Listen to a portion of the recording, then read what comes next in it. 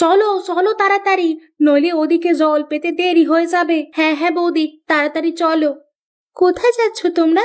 বৌমা, সেসব কথা পরে হবে, আগে চলো তাড়াতাড়ি, নয়তো আজ সারাদিন জল না খেয়ে কাটাতে হবে। দিন মা, আপনার কলসিটা দিন, আমি ভরে নিচ্ছি। কি গো সরলা কাকিমা, বৌমাকে এখনো কিছু শেখাওনি নাকি? ও জানে না এখনো? আসলে বেশি দিন বিয়ে হয়নি তো, এত কিছু বলা হয়নি এখনো।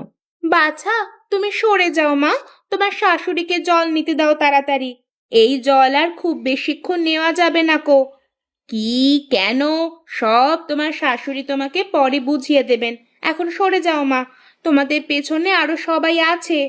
আহা গো বাছা, এতক্ষণ দাঁড়িয়ে থেকে থেকেও জল পেলে না গো? খেয়ে পেছো নাকি বৌমা? ওকে আমরা কেউ জল দিতে পারবো না। কিন্তু কেন মা, ওনার অবস্থা দেখুন, এই ভরা পেট নিয়ে তখন থেকে দাঁড়িয়ে দাঁড়িয়ে একটুও জল পেলেন না। আমাদের থেকে অনেক বেশি ওনার প্রয়োজন জলের। হ্যাঁ আমি জানি, কিন্তু আমাদের কিছু করার নেই।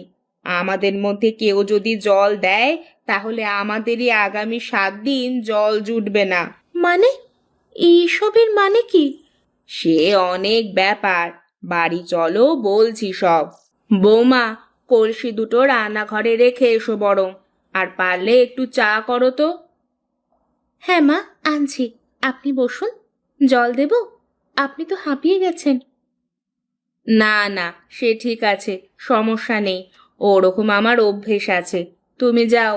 আমি জানি তোমার মাথায় অনেক প্রশ্ন ঘুরছে, এসব কি, কেন, এরকম অদ্ভুত ব্যাপার স্যাপার কেন ঘটছে, তাই তো?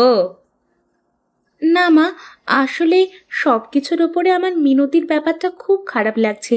ও তো একা নেই, ওর শরীরে অন্য একটা প্রাণ আছে, সেখানে তাকে জল দেওয়া নিয়ে এত সমস্যা, এটা ঠিক মেনে নিতে পারছি না। হ্যাঁ জানি বৌমা, কিন্তু কি বলো তো, একদিন জল না খেলে ওর হয়তো কষ্ট হবে ঠিকই, তবে ওর প্রাণ সংশয় কিন্তু হবে না। কিন্তু আজ যদি আমরা কেউই ওকে জল দিতাম, তবে কিন্তু ওর প্রাণ সংশয় ঘটতে পারতো। কিন্তু কেন, কি হয়েছিল মা?